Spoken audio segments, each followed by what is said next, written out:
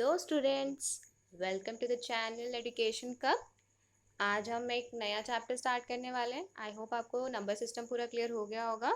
तो हम new chapter जो स्टार्ट कर रहे हैं वो है प्रोबेबिलिटी। ठीक है, उससे हम एक्सरसाइज करने से पहले हम क्या करेंगे, कुछ टर्म्स पढ़ेंगे। तो चलिए देखते हैं प्रोबेबिलिटी का मतलब क्या होता है। इसका मतलब ये है कि मैथ्स की ये वो ब्रांच है जो मेजर करती है कि कोई भी इवेंट होने वाला है या नहीं होने वाला।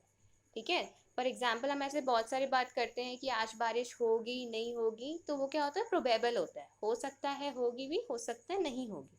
ठीक है, तो ऐसी सारी सिचुएशन उसको मेजर करने के ब्रांच को हम क्या बोलते हैं, प्रोबेबिलिटी। नेक्स्ट देखिए, आपका क्या है, एक्सपेरिमेंट और रैंडम एक्सपेरिमेंट।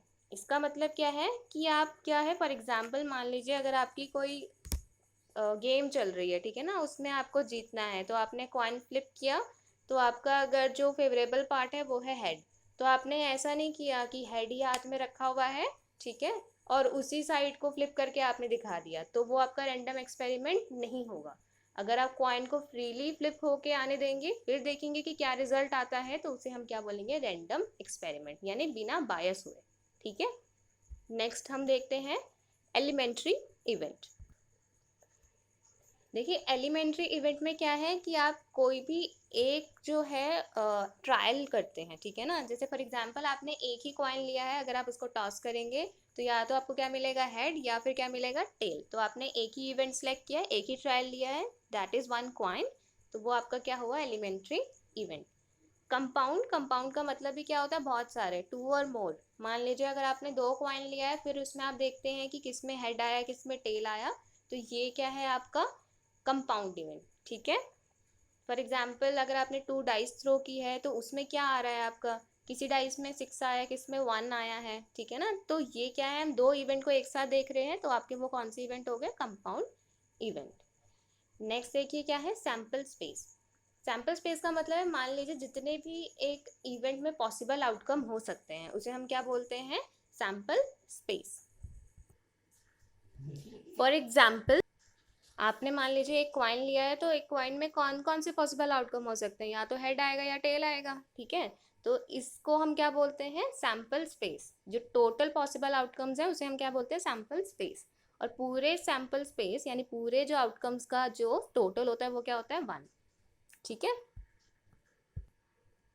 ठीक है, जैसे कि हेड आपका, जो आपके हेड और टेल है वो एक एक बार आ सकता है, तो 1/2 1/2 टोटल आउटकम, क्योंकि 2 है, इसको आपने ऐड किया तो आंसर क्या आया, 1। ये हम आगे भी सीखेंगे, अभी सिर्फ आपका ये जो है टर्म्स क्लियर कर रहे हैं।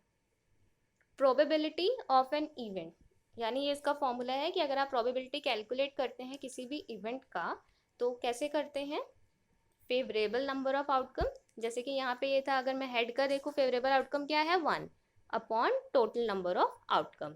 टोटल नंबर ऑफ आउटकम कितने थे, 1 और 2। तो ये क्या है, तरीका होता है आपका प्रोबेबिलिटी निकालने का।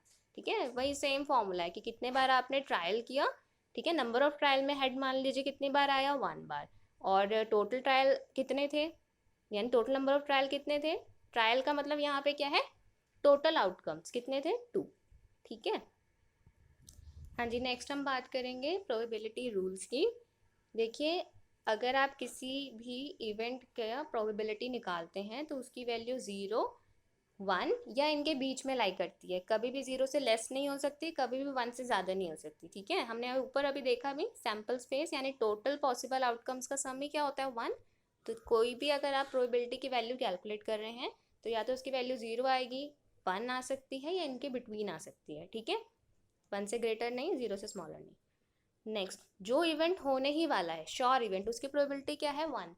जैसे कि आज क्या है, आज नहीं बोलेंगे, मान लीजिए कल क्या है, सुबह होगी, तो वो तो होनी ही है।